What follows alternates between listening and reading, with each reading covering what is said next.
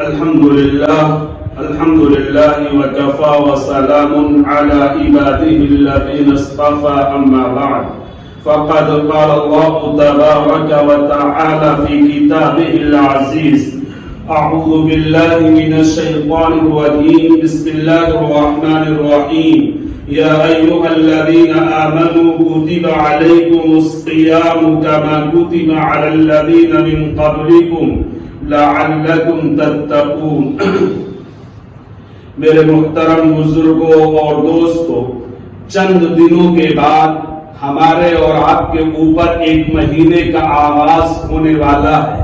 جس مہینے کا نام رمضان المبارک کا مہینہ ہے۔ اس مہینے کے بہت زیادہ فضائل اور بہت زیادہ برکتیں اور رحمتیں ہیں۔ اس مہینے کے روزے کی جو تعداد ہے وہ 30 دن کی تعداد ہے، جس کو 3 حصوں میں بانٹا گیا۔ پہلے 10 حصے کو 10 دن کو 10 دن کے حصے کو رحمت کا عشرہ کہا گیا، اور دوسرے 10 دن کو مغفرت کا حصہ کہا گیا، اور آخری 10 دن کو آگ سے خلاصی کا حصہ کہا گیا۔ یہ بہت ہی بابرکت ہے۔ اس کے روزوں کو اللہ تعالی نے پورے مسلمانوں پر فرض قرار دیا، اور اس کی تراویح کو سنت قرار دیا، اور اس میں قرآن کے سننے کو ایک الگ سنت قرار دیا۔ جو آیت کریمہ میں نے پیش کی، اس آیت کے اندر اللہ تبارک و تعالی نے اس بات کی طرف اشارہ کیا کہ اللہ تعالیٰ نے فرمایا کہ ایسا نہیں ہے کہ صرف آقا علیہ السلام یا ان کی امت ہی پر روزہ فرض کیا گیا ہے، اس سے پہلے آنے والے لوگوں پر، خواہ حضرت نوح، حضرت ہود، حضرت صالح اور تمام انبیاء سابقین اور ان کی امتوں پر بھی اللہ تعالیٰ نے روزے کو فرض قرار دیا۔ لیکن جو بہت شان اور عظیم الشان طریقے سے اللہ تعالیٰ نے اس امت کو روزے فرض کیے ہیں، اس طریقے سے پہلی امتوں کو روزے کا اہتمام اور روزے کی فضیلت نہیں ملی تھی۔ تو میں نے عرض کیا کہ روزے کو اللہ تعالیٰ نے فرض کیا، ہر مسلمان عاقل بالغ مرد عورت پر اللہ تعالیٰ نے روزے کو فرض قرار دیا ہے۔ روزہ رکھیے، اس سے روزہ رکھنے کا مطلب یہ ہے کہ صرف بھوک اور یعنی پانی اور کھانے کو چھوڑنے کا مطلب نہیں ہے، یعنی اپنی تمام چیزوں سے بچاؤ کرنا ہے۔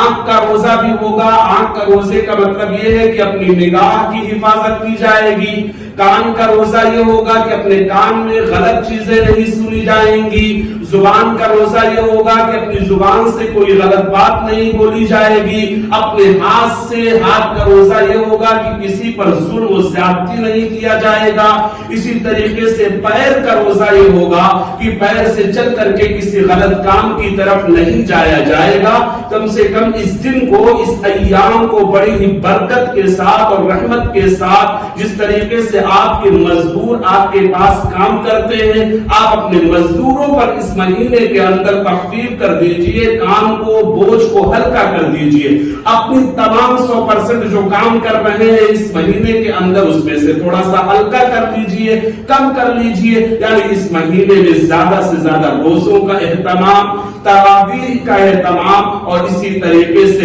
تلاوت کا اہتمام ہونا چاہیے۔ دوسرے نمبر پر، اس مہینے کے اندر جو اللہ تعالیٰ نے ہم کو اور آپ کو مال کی شکل میں دولت دی ہے، اس پہ اللہ تعالیٰ فرماتے ہیں کہ اس دولت کے اندر سے آپ کے مال کو اللہ تعالیٰ پاکیزہ بنا دے، تاکہ آپ پاک مال کھائیں، آپ کے بچے پاک مال کھائیں۔ تو اس میں سے اللہ تعالیٰ 2.5% نکالنے کا حکم دیتے ہیں۔ کیوں اسی مہینے میں نکالا جاتا ہے؟ زکوٰۃ آپ کسی بھی مہینے میں ادا کر سکتے ہیں، لیکن اس مہینے میں اس لیے خاص کیا گیا کہ اس مہینے میں اللہ تعالیٰ ثواب میں اضافہ کر دیتے ہیں۔ جب ہم 1 روپیہ خرچ کریں گے دین کے راستے میں، کسی غریب محتاج کو، کسی فقیر کو، کسی مانگنے والے کو دیں گے، یا کسی کی بھی امداد کریں گے، ہمارا اسلام اپنے پاس پڑوس میں رہنے والا کوئی تفریق نہیں ہے، چاہے اپنا ہو پرایا ہو، سب اپنے ہیں، سب کے ساتھ آپ خرچ کیجئے، سب کو اپنے افطار میں بلائیے، سب کی دعوت کیجئے، اپنے پاس جو ہو سکے وہ دوسروں تک پہنچائیے۔ یہ میسج ہمارا اسلام، ہمارا دین یہ میسج اور یہ پیغام دیتا ہے کہ لوگوں کے درمیان کوئی تفریق نہیں، ہر ایک انسان ہے، ہر ایک کے درمیان محبت، میل اور جوڑ پیدا ہونا چاہیے، کوئی تفریق، کوئی بھید بھاؤ نہیں ہونا چاہیے۔ یہ ہمارا اسلام، یہ ہمارے نبی کی تعلیمات ہے۔ تو یہ رمضان کا مہینہ بڑا ہی بابرکت اور بڑا ہی مقدس مہینہ ہے۔ اس میں آپ خرچ کیجئے 2.5% کی مثال یہ ہے کہ مثال کے طور پر آپ کی ضروریات کے بعد 1 لاکھ روپیہ آپ کا بینک اکاؤنٹ میں جمع ہے، اس میں سے 2.5% یعنی 2,500 روپیہ آپ نکال دیجئے، غریب کو دے دیجئے، مدرسے میں دے دیجئے، اپنے رشتہ داروں میں جو غریب یتیم ہیں ان کو دے دیجئے، لیکن اپنے رشتہ داروں کو زکوٰۃ کا پیسہ دیتے ہوئے یہ نہ بتائیے کہ یہ زکوٰۃ کا پیسہ ہے، ان کو یہ بتائیے کہ میں آپ کو عید کے طور پر، خوشی کے طور پر، آپ کے بچوں کے کپڑے کے لیے دیتا ہوں، اس موقع سے دیا جائے۔ ہاں مدرسے میں دیجئے، وہاں زکوٰۃ آپ کھل کر کے کہیے۔ یہ 2.5% کا نکالنا 97,500 روپیہ جو آپ کا بچ رہا ہے وہ آپ کا پیسہ بالکل پاک اور حلال ہو گیا۔ ہر مہینے آپ کے لیے زکوٰۃ نہیں ہے، ہر ہفتے زکوٰۃ نہیں ہے، سال بھر میں 1 بار زکوٰۃ نکالا جائے گا، اور اس پیسے پر جس پر سال گزر چکا ہے، مثال کے طور پر آج 1 سال ہمارا پورا ہوا، ہمارے بینک کے اندر 1 لاکھ روپیہ ہے، اس کے بعد جو زیادتی ہو رہی ہے پیسے کے اوپر، اس پر جب سال پورا ہوگا تب اسلام و شریعت کہتی کہ اب اس پر زکوٰۃ نکالیے۔ 6 مہینے کے بعد آپ 6 لاکھ کما لیں تو اس پر زکوٰۃ نہیں، اس 6 لاکھ کے اوپر سال کا گزرنا ضروری ہے۔ سال جب گزرے گا، اولاد اول جب ہوگا تب اس پر زکوٰۃ واجب ہوگی۔ میرے محترم بزرگوں اور دوستوں، میں یہ عرض کر رہا ہوں عزیز ساتھیوں کہ اللہ تعالیٰ نے یہ روزہ ہمارے لیے اور آپ کے لیے فرض قرار دیا ہے۔ جیسا میں نے بتایا، روزہ صرف کھانے پینے اور رکنے کا نام نہیں ہے، اس میں بہت ساری چیزوں سے ہماری شریعت نے ہم کو منع کیا ہے، اور اس کے فضائل یہ ہیں کہ 1 نیکی آدمی کرے گا تو 70 نیکی کا ثواب اللہ تعالیٰ اس میں عطا فرمائیں گے۔ جب روزہ ختم ہو جاتا ہے، اس میں ایک رات بھی آتی ہے جسے شب قدر کہا جاتا ہے، اس کی فضیلت، اس کی محترم شان، اس کی عظمت بہت زیادہ ہے، جس کو قرآن کے اندر لیلۃ القدر خیر من الف شہر کے نام سے یاد کیا گیا ہے کہ یہ رات 1000 مہینوں کی راتوں سے افضل ہے۔ بڑی تفصیل میں نہ جاتے ہوئے میں یہ عرض کرتا ہوں کہ جب رمضان کا خاتمہ ہوتا ہے، رمضان اپنے آخری مرحلے میں پہنچ جاتا ہے، تو اس میں ایک اعتکاف کا مسئلہ بھی آتا ہے۔ اعتکاف یہ ہے کہ ہر محلے کی مسجد میں ایک آدمی کا مسجد میں معتکف ہونا ضروری ہے۔